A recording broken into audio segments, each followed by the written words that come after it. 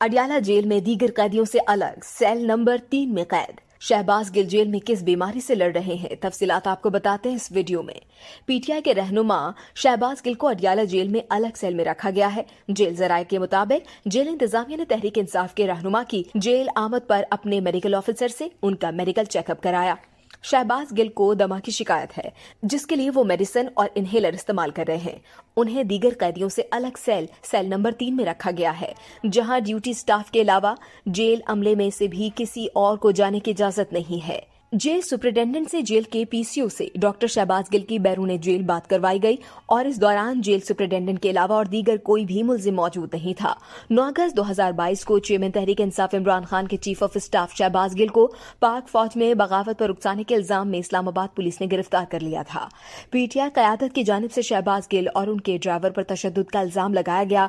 ताहम बर वक्त वीडियो सामने आने के बाद पता चला कि शहबाज गिल और उनके ड्राइवर पर तशद्दुद का इल्जाम भी झूठा था।